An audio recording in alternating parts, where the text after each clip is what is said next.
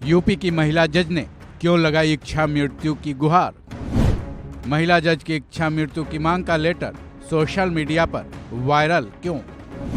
CJI Chandrachud का महिला जज के लेटर पर कैसा एक्शन। ये मामला बेहद संगीन है। ये मामला देश की न्याय व्यवस्था पर उंगली उठाता दिख रहा है। आखिर ऐसा क्या हुआ होगा कि एक महिला जज जो कि रोज केसेज की सुनवाई कर अपना फैसला सुनाती हों, न्याय की गुहार लगाने वालों के लिए इंसाफ की देवी मानी जाती हों, उसी महिला जज को इंसाफ के लिए दर दर भटकना पड़े, महीनों तक इंतजार करना पड़े, फिर जब न्याय मिलने की आस टूट जाए तब उसे न्यायिक व्यवस्था के सबसे ऊंचे पद यानी चीफ जस्टिस ऑफ इंडिया से ही इंसाफ की गुहार लगानी पड़े। अब तक तो आप समझ गए होंगे कि ये माजरा बेहद गंभीर है। अभी तक आपने इस मामले के केवल संकेत भर सुने हैं। जब इस मामले की तह तक जाएंगे तो आपका भी खून खौल उठेगा।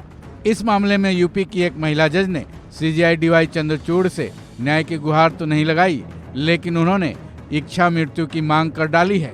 इसके लिए इस महिला जज ने सीजेआई को एक लेटर लिखा है, जिसका भाव जानकर आपका भी मन करेगा कि उन्हें पीड़ित करने वालों को खुद ही सजा दे दे, लेकिन कानून हमें इसकी इजाजत नहीं देता है।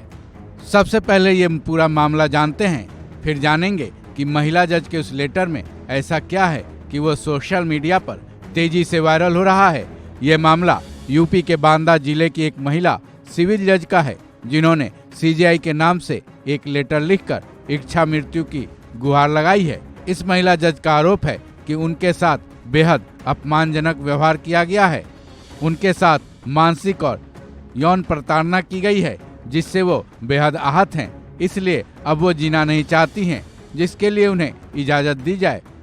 वहीं आज तक ने अपने सूत्रों के हवाले से ये खबर दी है कि गुरुवार की देर रात सीजेआई ने सुप्रीम कोर्ट के सेक्रेटरी जनरल अतुल एम कुरहेकर को आदेश दिया है कि वो इलाहाबाद हाईकोर्ट प्रशासन से इस मामले का स्टेटस रिपोर्ट मंगाएं, जिसके बाद कुरहेकर ने इलाहाबाद हाईकोर्ट के रजिस्ट्रार जनरल को लेटर लिखकर महिला जज की तरफ से लिखी गई सारी शिकायतों की जानकारी मंगा भी ली है।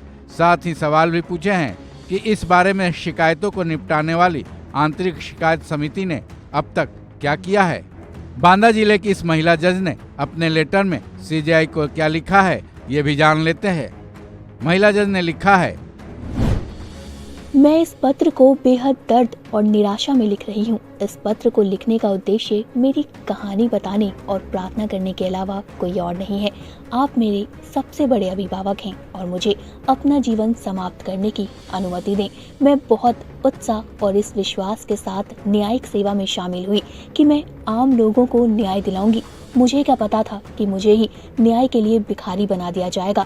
मैं भारत की सभी कामकाजी महिलाओं से कहना चाहती हूँ कि वो यौन उत्पीड़न के साथ जीना सीख लें। ये हमारे जीवन का सत्य है। अगर कोई महिला सोचती है कि आप सिस्टम के खिलाफ लड़ेंगे तो मैं आपको बता दूं कि मैं ऐसा नहीं कर सकती।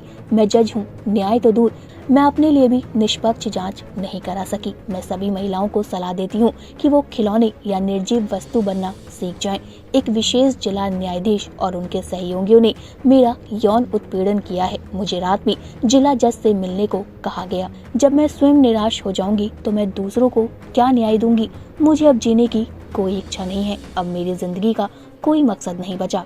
कृपया मुझे अपना जीवन सम्मानजनक तरीके से समाप्त करने की अनुमति दें।